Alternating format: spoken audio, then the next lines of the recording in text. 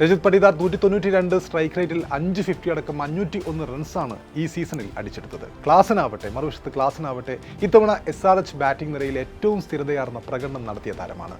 15 ഇന്നിംഗ്സുകളിൽ നിന്നും അദ്ദേഹത്തിന്റെ സമ്പാദ്യം 624 റൺസാണ്. 6 50+ സ്കോറുകളും ഇതിൽ ഉൾപ്പെടുന്നുണ്ട്.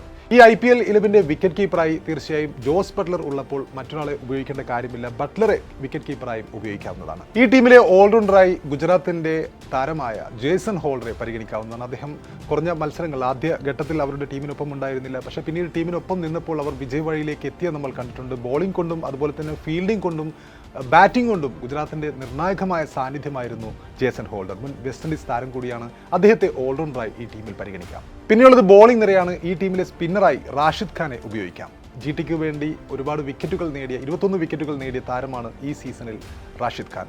അദ്ദേഹത്തിൻ്റെ മികച്ച ഫോമിലല്ല അദ്ദേഹത്തിൻ്റെ നമ്മൾ അറിയുന്ന ഫോമിലല്ല ഈ സീസണിൽ കളിച്ചത് എങ്കിലും നിർണായകമായ മത്സരങ്ങളിൽ നിർണായകമായ വിക്കറ്റുകൾ അദ്ദേഹം എടുത്തിട്ടുണ്ട്. പിന്നെ ഈ ടീമിലെ ബോളേഴ്സായി കാഗിസോ റബാഡയെയും അതുപോലെ തന്നെ രാജസ്ഥാൻ റോയൽസിൻ്റെ ജോഫ്ര ആർച്ചർ, റോയൽ ചലഞ്ചേഴ്സ് ബാംഗ്ലൂരിൻ്റെ വെറ്ററൻ ബോളറായ ഭുവനേശ്വർ കുമാർ എന്നിവരെയും ഉൾപ്പെടുത്താവുന്നതാണ്. അപ്പോൾ നമുക്കറിയാം ഭുവനേശ്വർ കുമാർ അദ്ദേഹത്തിൻ്റെ നല്ല കാലം കഴിഞ്ഞു എന്ന് കരുതിയ സമയത്ത് നിന്നും ഏറ്റവും മികച്ച സീസണുകളാണ് അദ്ദേഹം കഴിഞ്ഞ 2 സീസണുകളിലും പൂർത്തിയാക്കിയത്. ആർച്ചറാവട്ടെ 25 വിക്കറ്റുകൾ നേടിയിട്ടുണ്ട്.